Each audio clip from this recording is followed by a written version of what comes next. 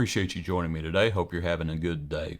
I'm going to look at the account of Simon from Cyrene, the fellow who carried the Lord's cross today. Our hymn is Must Jesus Bear the Cross Alone. Must Jesus bear the cross alone, and all the world go free? No, there's a cross for everyone, and there's a cross for me. Luke 23, verse 26. Now as they led him away, they laid hold of a certain man, Simon a Cyrenian, who was coming from the country, and on him they laid the cross that he might bear it after Jesus. And a great multitude of the people followed him, and women who also mourned and lamented him.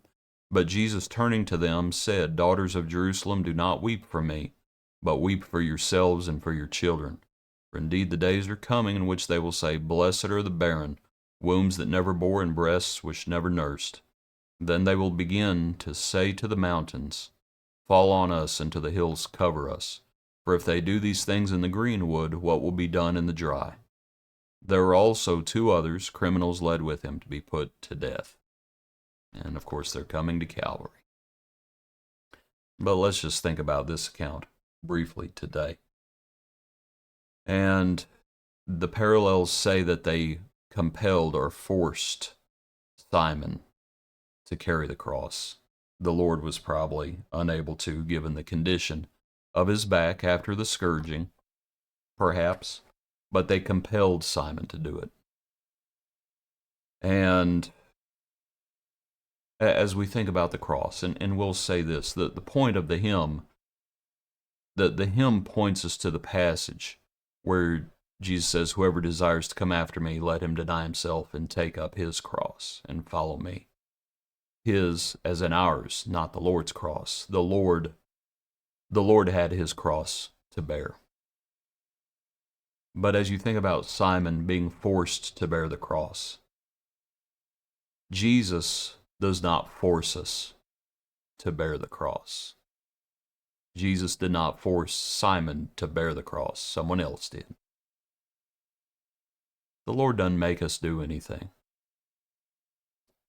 He simply tells the truth, and the choice is ours. Much like in John chapter 6, when he, as so many people leave him, many of his disciples left him, and he turns around to the 12 and he says, Do you also want to go away? You know, in that same account, he speaks about Judas's betrayal. Remember what he says to Judas at the supper? Whatever you do, do it quickly. Choice is yours. Do it quickly. The Lord does not make us take up our cross daily and follow him. That's up to us. As he's going along, and a great multitude of people are following him, and women are mourning, and you know who some of those women are likely. Jesus turns to them and says, Don't weep for me. Weep for yourselves and your children. You know, it's amazing because this is not the first time Jesus finds himself in the multitude.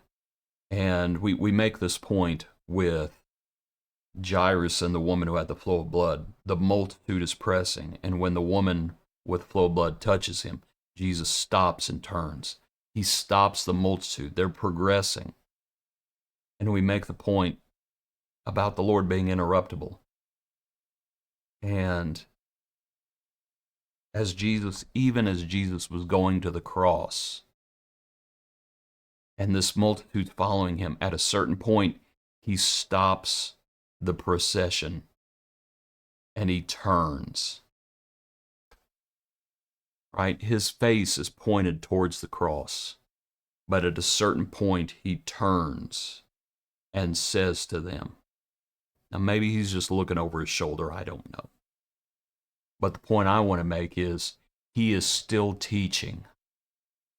He's teaching and he's warning them, is what he's doing. And what he's warning them about, it looks like it's the destruction of Jerusalem. when he says there's going to come a time, he says, you need to weep for yourselves because the days are coming when they say, blessed are the barren and the wombs that never bore and the breasts which never nursed. He's saying the day's going to come when you're going to wish you never had children, because Rome's going to surround Jerusalem and lay siege to it, and it's going to go on for a long time. And you know what? There are going to be parents who lose their children, because there are going to be parents, to put it bluntly, who eat their children. It's going to be bad.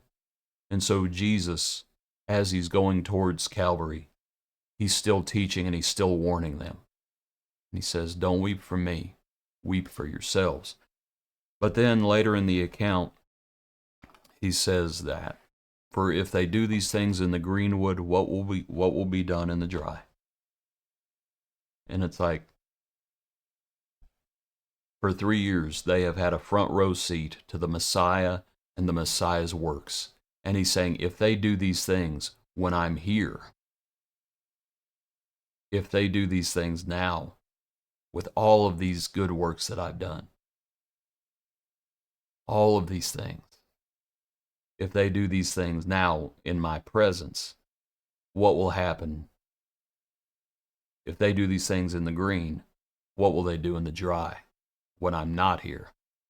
What will they do when all those who follow me, when they leave Jerusalem, when they get out of Jerusalem? After the persecution of Stephen, what happens? And all the disciples scattered. And what will that leave in Jerusalem? I know the apostles will remain. And they're trying to do what they can to save Israel. Like Paul, my heart's desire for Israel is that they may be saved. But the wood's drying up. What will they do then?